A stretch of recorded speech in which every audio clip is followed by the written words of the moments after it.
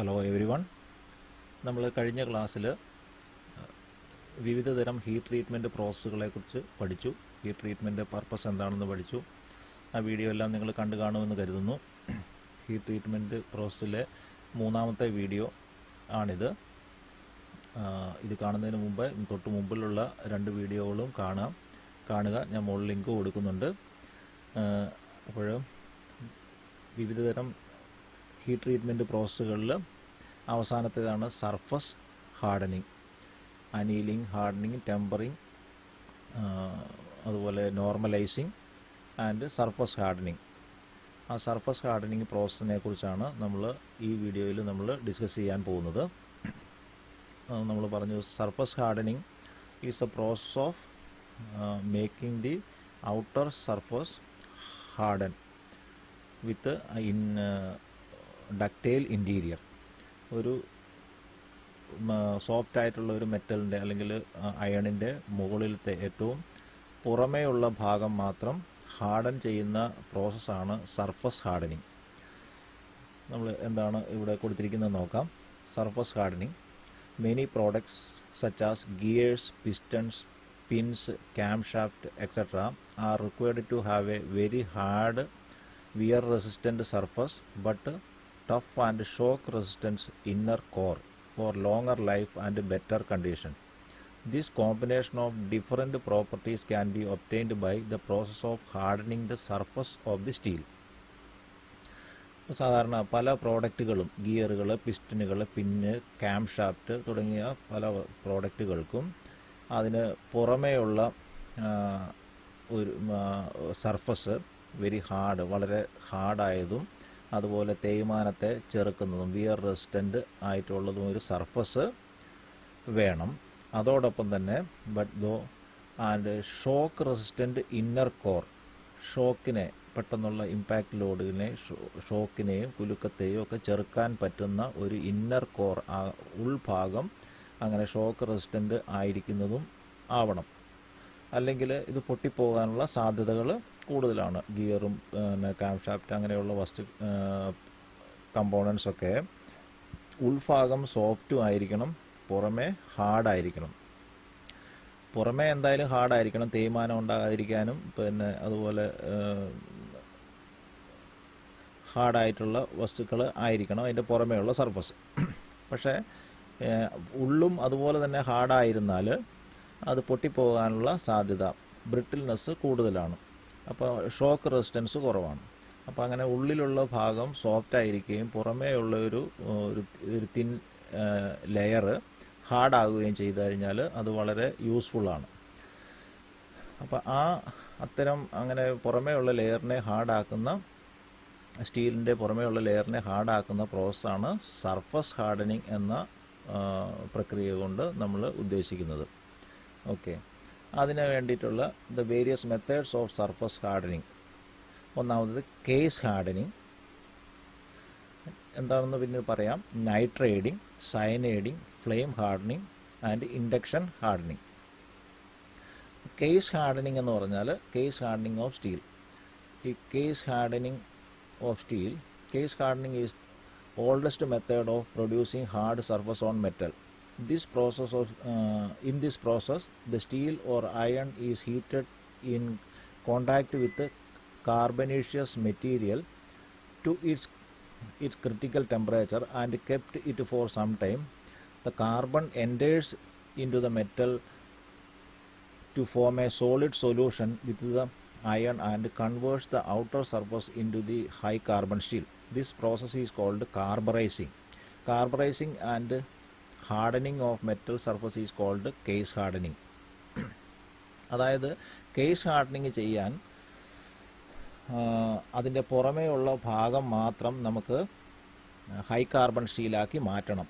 ഒരു soft iron പാർട്ടിൻ്റെ പുറമേയുള്ള ഭാഗം മാത്രം ഹൈ കാർബൺ സ്റ്റീലാക്കി മാറ്റാൻ വേണ്ടി അതിന് കാർബൺ അടങ്ങിയിരിക്കുന്ന കരി പോലെയുള്ള വസ്തുക്കൾ, റിച്ച് കാർബൺ കണ്ടൻ്റുള്ള വസ്തുക്കൾ ആയിട്ട് മിക്സ് ചെയ്ത് അതിനെ ചൂടാക്കി, ക്രിട്ടിക്കൽ ടെമ്പറേച്ചറിൽ ചൂടാക്കി അതിനെ ആ പൊസിഷനിൽ ആ ടെമ്പറേച്ചറിൽ കുറേ അധികം നേരം കീപ്പ് ചെയ്ത് പിന്നെ തണുപ്പിച്ച് എടുക്കുന്നു. അങ്ങനെ ആകുമ്പോൾ ഈ പുറമേ നമ്മൾ കാർബൺ, കരിയും അങ്ങനെ അതുപോലെയുള്ള വസ്തുക്കളും ചേർത്ത് വെച്ച് ചൂടാക്കുമ്പോൾ പുറമേ നിന്ന് ആ മെറ്റലിലേക്ക് കാർബൺ കണങ്ങൾ കയറുകയും ആ പുറമേ ഉള്ള ഭാഗം ഹൈ കാർബൺ സ്റ്റീലായിട്ട് മാറുന്നു. ആ പുറമേ ഉള്ള ഭാഗത്തിനെ പിന്നീട് ഹാർഡൻ ചെയ്ത് എടുക്കുന്നു. അതായത് ചൂടാക്കി പെട്ടെന്ന് തണുപ്പിച്ചെടുക്കുന്ന ആണല്ലോ ഹാർഡനിങ് എന്ന് പറയുന്നത്. അപ്പോൾ അങ്ങനെ ഹാർഡൻ ചെയ്തെടുക്കുമ്പോൾ പുറമേ ഉള്ള ഭാഗം മാത്രം ഹാർഡ് സർഫസ് ക്രിയേറ്റ് ചെയ്യാൻ സാധിക്കുന്നു. ഇനി അതാണ് കേസ് ഹാർഡനിങ് എന്ന് പറയുന്നത്. കേസ്, പുറമേ ഉള്ള ആ കേസ് മാത്രം ഹാർഡൻ ചെയ്തെടുക്കുക. അതായത് പുറമേ ഉള്ള ഭാഗം ഹൈ കാർബൺ സ്റ്റീലാക്കി മാറ്റും. അത് 2 സ്റ്റെപ്പുണ്ട്. ഹൈ കാർബൺ സ്റ്റീലാക്കി മാറ്റും, കാർബറൈസിങ് എന്ന് പറയും. പുറമേയുള്ള ഭാഗത്തിന് കാർബൺ കണ്ടൻറ്റ് കൂട്ടുന്ന ആ പ്രക്രിയയാണ് കാർബറൈസിങ്. അങ്ങനെ കാർബറൈസിങ് ചെയ്തെടുത്തതിന് ശേഷം അതിനെ ഹാർഡൻ ചെയ്യുന്നു. അപ്പോൾ യൂസ് ഓഫ് കേസ് ഹാർഡനിങ് ചെയ്യുന്നതുകൊണ്ട് ഉപയോഗങ്ങൾ എന്താണ്? To resist wear, to increase shock absorbing capacity, long life, easy for machining, corrosion resistant. അപ്പോൾ ഇതൊക്കെയാണ് തുരുമ്പിക്കലിനെ ചെറുക്കുക, മെഷീൻ ചെയ്യാൻ എളുപ്പമായിരിക്കും. അതുപോലെ ലോങ് ലൈഫ്, അതായത് സോഫ്റ്റ് മെറ്റലിനെ മെഷീൻ ചെയ്യാൻ എളുപ്പമാണ്. ആ സോഫ്റ്റ് മെറ്റലിന് ആവശ്യമായ ഷേപ്പിലേക്ക് മെഷീൻ ചെയ്തതിന് ശേഷം അതിനെ കാർബറൈസ് ചെയ്തിട്ട് പാക്ക് കാർബറൈസിങ് ചെയ്ത് ഹാർഡൻ ചെയ്തെടുത്തു കഴിഞ്ഞാൽ നമുക്ക് യൂസ്ഫുള്ളായി പിന്നെ മെറ്റൽ ഔട്ടർ സർഫസ് ഹാർഡായി കിട്ടുകയും ചെയ്യും. അങ്ങനെയുള്ള ലോങ് ലൈഫ് ഉണ്ട്. അതുപോലെ to increase shock absorbing capacity കൂടുന്നു, തേയ്മാനത്തെ ചെറുക്കുന്നു. അപ്പോൾ ഇതൊക്കെയാണ് ഈ കാർബറൈസിങ്ങിൻ്റെ, കേസ് ഹാർഡനിങ്ങിൻ്റെ ഉപയോഗങ്ങൾ. ഇതൊക്കെ തന്നെയാണ് എല്ലാത്തരം പിന്നെ ഈ എന്താണ് സർഫസ് ഹാർഡനിങ്ങിൻ്റെയും ഉപയോഗങ്ങൾ. ഓക്കെ, ഇനി പാക്ക് കാർബറൈസിങ് എങ്ങനെയാണ് ചെയ്യുന്നതെന്ന് നോക്കാം. The low carbon or mild steel article to be packed carburized are first cleaned from dust and rust.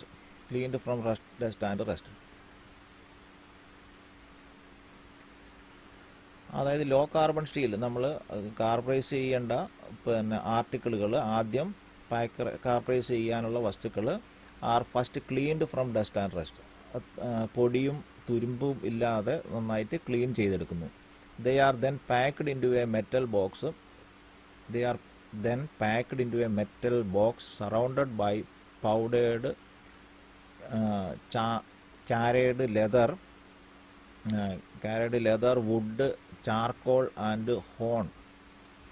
എന്ന് വെച്ച് കഴിഞ്ഞാൽ പിന്നെ കരിഞ്ഞ ലെതർ, തുകല്, വുഡ്, തടി, ചാർക്കോൾ, കൽക്കരി ആൻഡ് ഹോൺ, ഈ മൃഗങ്ങളുടെയൊക്കെ കൊമ്പ്, കുളമ്പ്, അങ്ങനെയുള്ള സാധനങ്ങളൊക്കെ അത് ഒക്കെ മിക്സ് ചെയ്ത്, അതായത് ഈ പാക്ക് കാർബറൈസ് ചെയ്യേണ്ട വസ്തുവിൻ്റെ ചുറ്റും പാക്ക് കാർബറൈസ് ചെയ്യേണ്ട വസ്തു ഒരു ബോക്സിലാക്കി അതിന് ചുറ്റും ഇത്തരം കാർബണേഷ്യസ് മെറ്റീരിയൽസ്, കാർബൺ അധികമായിട്ടുള്ള ഇത്തരം മെറ്റീരിയൽ, വുഡും ചാർക്കോളും കൽക്കരിയും പിന്നെ ലെതറും ഇതൊക്കെ അതിന് ചുറ്റും കവർ ചെയ്യുന്നു. An energizer such as barium carbonate is added to speed up the process. Barium carbonate പോലെയുള്ള ചില എനർജൈസറുകൾ, രാസത്വരകങ്ങൾ, രാസപ്രവർത്തനത്തെ ഉദ്ദീപിപ്പിക്കുന്ന ചില രാസത്വരകങ്ങൾ, ഉദാഹരണത്തിന് ബേരിയം കാർബണേറ്റ് ഒക്കെ ഇതിൻ്റെ കൂടെ ആഡ് ചെയ്യുന്നു.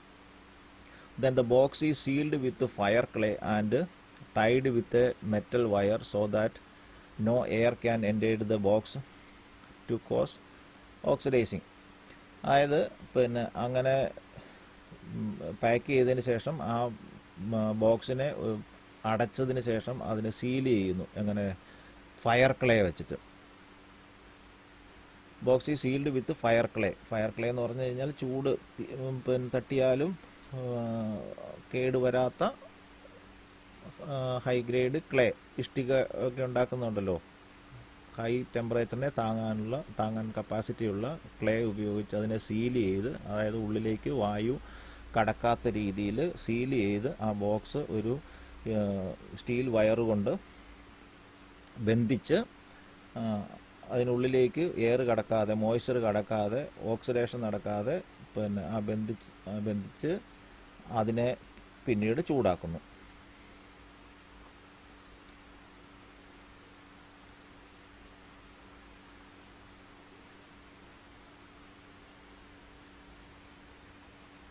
അപ്പോൾ അത് എന്തിനു വേണ്ടിയിട്ടാണ് അങ്ങനെ അടച്ചു വെക്കുന്നത്?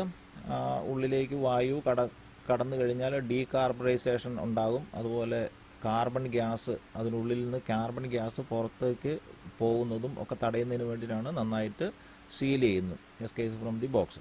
The metal box is placed in A furnace where it is heated to a temperature of 880 degrees centigrade to 930 degrees centigrade and held at that temperature for sufficient period of time.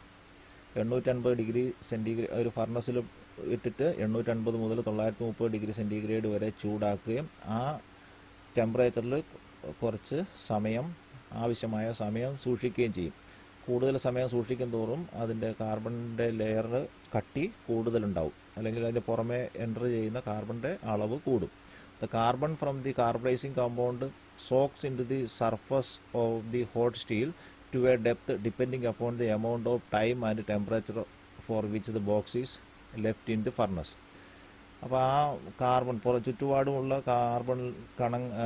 Carbonaceous വസ്തുക്കളിൽ നിന്ന് ആ മെറ്റലിലേക്ക് carbon ആഗിരണം ചെയ്യപ്പെടുന്നു.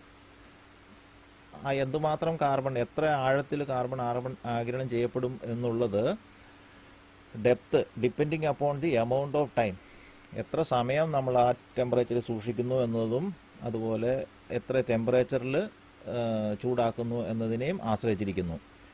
Then the box is taken out from the furnace and allowed it to cool slowly. പുറത്തെടുത്ത് വളരെ സാവധാനം തണുപ്പിക്കുന്നു. The low carbon steel is now converted in to high carbon steel resulting an extremely hard surface on the outside and soft ductile interior section of the steel. അതായത് അങ്ങനെ പുറത്തെടുത്ത് തണുപ്പിച്ച് കഴിയുമ്പോൾ നമ്മുടെ ആ ലോ കാർബൺ സ്റ്റീലായിരുന്ന വസ്തുവിൻ്റെ പുറമേയുള്ള ഭാഗം ഹൈ കാർബൺ സ്റ്റീൽ ആയിട്ട് എക്സ്ട്രീംലി ഹാർഡ് സർഫസ് ആയിട്ട് മാറുന്നു. ഓക്കെ, മനസ്സിലായി കാണുമെന്ന് വിചാരിക്കുന്നു. അതായത് പുറമേയുള്ള ലോ കാർബൺ സ്റ്റീലിൻ്റെ പുറമേയുള്ള ഭാഗത്തിനെ കാർബറൈസ് ചെയ്യുന്ന ഹൈ കാർബൺ സ്റ്റീലാക്കി മാറ്റുന്ന പ്രക്രിയയാണ് കാർബറൈസിങ്. എന്നിട്ട് അതിനെ നമ്മൾ ഹാർഡൻ ചെയ്തെടുക്കുന്നു, ചൂടാക്കി പെട്ടെന്ന് തണുപ്പിച്ചെടുക്കുന്നു. അപ്പോൾ അത് ആ സർഫസ് ഹാർഡാവും. അപ്പോൾ പുറമേയുള്ള ഭാഗം ഹാർഡായും അകമേയുള്ള ഭാഗം സോഫ്റ്റ് സ്റ്റീലായി അല്ലെങ്കിൽ മൈൽഡ് സ്റ്റീലായിട്ടും ഇരിക്കുന്നു. ഇനി അടുത്തത് ലിക്വിഡ് കാർബറൈസിങ്. അതായത് പുറമേയുള്ള ഭാഗം കാർബറൈസ് ചെയ്യാനുള്ള മറ്റൊരു മെത്തേഡാണ് liquid carburising. In this process the metal part two B carburised R heated in a container filled with molten salt such as sodium cyanide, sodium carbonate, barium chloride salt at 850 degrees centigrade. The part may be quenched immediately after removal from the salt bath. By this process, the parts have clean, bright and finished surface, but produces tendency for the case of flake. This process is more economical and used when fairly thin case about 0.25 mm deep is required. അതായത് liquid കാർബറൈസിൽ metal parts carburise ചെയ്യേണ്ട metal പാർട്ടുകൾ heated in a container, ഒരു കണ്ടെയ്നറിൽ ചൂടാക്കുന്നു. എങ്ങനെയുള്ള container? Filled with molten salt, ഉരുകിയ salt such as sodium cyanide, sodium carbonate, barium chloride തുടങ്ങിയ സാൾട്ട് സൊല്യൂഷനിൽ 850 ഡിഗ്രി സെൻറ്റിഗ്രേഡിൽ ചൂടാക്കുന്നു. എന്നിട്ട് ആ പാർട്ടിനെ പെട്ടെന്ന് തണുപ്പിച്ചെടുക്കുന്നു. quenched immediately after removal from the salt bath. ആ സാൾട്ട് ബാത്തിൽ നിന്ന് എടുത്ത് പെട്ടെന്ന് തണുപ്പിച്ചെടുക്കുന്നു. ഈ പ്രോസസ്സിലൂടെ വളരെ ക്ലീൻ ആയിട്ടും ബ്രൈറ്റ് ഫിനിഷ് സർഫസ് ആ പ്രോഡക്റ്റിന് ലഭിക്കുന്നു. പക്ഷേ ഈ ചെറിയ തകരാറുകൾ ഉണ്ടാകാനുള്ള സാധ്യതകളുണ്ട്. പെട്ടെന്ന് കൊഞ്ച് ചെയ്തെടുക്കുന്ന പെട്ടെന്ന് തണുപ്പിച്ചെടുക്കുന്നത് കൊണ്ട് അങ്ങനെ ഫ്ലേക്സ് ഉണ്ടാകാനുള്ള സാധ്യതയുണ്ട്. വളരെ ചെറിയ തിക്നെസ് 0.25 mm ഡീപ്പ് മാത്രം ആവശ്യമുണ്ടെങ്കിലാണ് ഈ മെത്തേഡ് ഉപയോഗിക്കുന്നത്.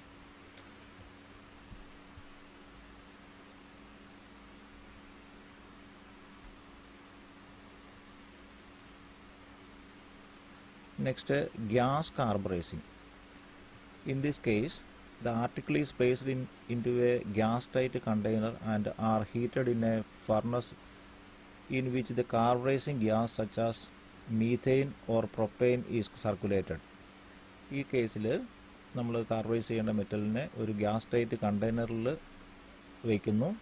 വെച്ച് ചൂടാക്കുന്നു. ആ കണ്ടെയ്നറിലൂടെ എന്ത് ഗ്യാസാണ് സർക്കുലേറ്റ് ചെയ്യുന്നത്? സച്ച് ആസ് മീഥെയിനോ അല്ലെങ്കിൽ പ്രൊപ്പെയിൻ ഗ്യാസോ സർക്കുലേറ്റ് ചെയ്യിക്കുന്നു. It is necessary to maintain continuous flow of carburizing gas into furnace. The carburizing gas, which is rich in carbon, decomposes and deposits the carbon on the article surface at a temperature of 880 degrees centigrade to 930 degrees centigrade. It is suitable for smaller parts such as ball and roller bearing, chain link, pins, etc. അങ്ങനെ ഒരു അടച്ച കണ്ടെയ്നറിലൂടെ കണ്ടെയ്നറിൽ ഈ particle വെച്ചിട്ട് അല്ലെങ്കിൽ carburise ചെയ്യേണ്ട material വെച്ചിട്ട് അതിലൂടെ മീഥെയിനോ പ്രൊപ്പെയിനോ gas കടത്തിവിട്ട് അതിനെ കേസ് കാർബറൈസ് ചെയ്യുന്ന മെത്തേഡാണ് ഗ്യാസ് കാർബറൈസിംഗ് എന്ന് പറയുന്നത്. ചെറിയ പാർട്ടുകൾ, ബെയറിങ്ങുകൾ, റോളർ ബെയറിങ്ങുകൾ, ചെയിൻ ലിങ്കുകൾ, പിന്നുകൾ, ഇതൊക്കെ കാർബറൈസ് ചെയ്യാൻ ഈ മെത്തേഡ് ഉപയോഗിക്കുന്നു. ഇനി അടുത്ത സർഫസ് ഹാർഡനിങ് മെത്തേഡാണ് നൈട്രേഡിങ്. അതായത് കാർബറൈസ് ചെയ്യല്ല, ഇവിടെ നൈട്രജൻ റിച്ച് ആക്കുകയാണ് സർഫസിനെ ചെയ്യുന്നത്. അതിലൂടെ തന്നെ അതിന് ഹാർഡ്നെസ് ഇൻക്രീസ് ചെയ്യുന്നു. സർഫസ് ഹാർഡനിങ്ങിൻ്റെ മറ്റൊരു മെത്തേഡാണ് കാർബറൈസിങ് അല്ല, ഇത് nitriding. In this process instead of carbon, nitrogen is added to the surface of the steel, forming very hard nitrates which gives extreme hardness to surface of steel. This process is used for alloy steel. ഇത് നൈട്രജനാണ് അതിൻ്റെ സർഫസിലേക്ക് കൊടുക്കുന്നത്. അപ്പം nitrate ചെയ്യുമ്പോൾ അതിന് very hard surface, നല്ല ഹാർഡായിട്ടുള്ള surface ഉണ്ടാകുന്നു. This process is used for alloy steel. Alloy സ്റ്റീലുകൾക്കാണ് സാധാരണയായിട്ട് ഇത് ഉപയോഗിക്കുന്നത്. Steel is heated to a temperature between 500 degree centigrade to 550 degree centigrade in an atmosphere of ammonia gas and held it for a period of time. The ammonia gas partially dissociates into nitrogen and hydrogen gas mixture. The free nitrogen is very active, uniting with the iron and other elements in the steel to form nitrates. These nitrates are more or less soluble in the iron and imparts extreme hardness to the surface of the steel.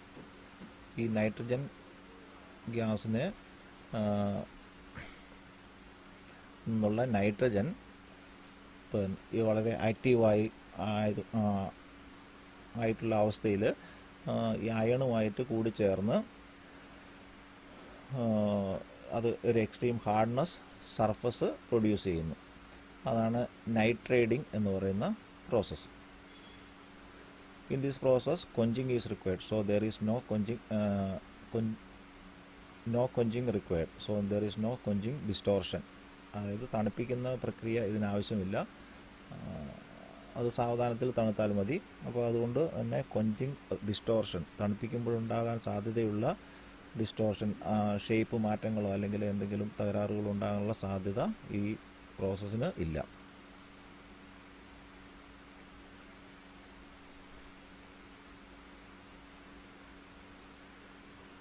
അതിനകത്ത് crankshaft, diesel engine parts, aeroplane parts, gauges, ഗിയറുകൾ are treated with this nitriding process. അപ്പോൾ ഈ നൈട്രേഡിങ് പ്രോസസ്സിലൂടെ ഉണ്ടാക്കുന്ന പാർട്ടുകൾ പ്രധാനമായിട്ടും crankshaft, diesel engine പാർട്ടുകൾ, എയറോപ്ലെയിൻ പാർട്സുകൾ, ഗേജുകൾ, ഗിയറുകൾ, ഇതൊക്കെ സാധാരണയായിട്ട് നൈട്രേഡിങ് പ്രോസസ്സിലൂടെയാണ് സർഫസ് ഹാർഡൻ ചെയ്യുന്നത്. Nitrating is done by 2 methods. Nitrating 2 തരത്തിൽ ചെയ്യാം. അതായത് ഈ നൈട്രജൻ സർഫസിലേക്ക് അല്ലെങ്കിൽ മെറ്റൽ സർഫസിലേക്ക് കയറ്റുന്ന പ്രവൃത്തി നൈട്രേറ്റിംഗ് 2 തരത്തിൽ ചെയ്യാം. ഗ്യാസ് നൈട്രേറ്റിംഗ്, സാൾട്ട് ബാത്ത് നൈട്രേറ്റിംഗ്, 2 തരത്തിൽ. അപ്പോൾ മുമ്പേ നമ്മൾ പറഞ്ഞത് ആ ഗ്യാസ് കടത്തി വിട്ടിട്ടുള്ള മെത്തേഡാണ്. അതുപോലെ തന്നെ സാൾട്ട് ബാത്ത്, നൈട്രജൻ ആയിട്ടുള്ള സാൾട്ടിൽ മുക്കി ചൂടാക്കി എടുക്കുന്ന മെത്തേഡുമുണ്ട്. അങ്ങനെ 2 തരത്തിലും ഇതിനെ, അതായത് ഗ്യാസ് രൂപത്തിലുള്ള നൈട്രജൻ സൊല്യൂഷനിലും എടുക്കാം, അതുപോലെ ദ്രാവക രൂപത്തിലുള്ള നൈട്രജൻ സൊല്യൂഷനിലും ഈ നൈട്രേറ്റിംഗ് ചെയ്യാൻ സാധിക്കും. ഇനി അടുത്തത് cyaniding. It is a process of superficial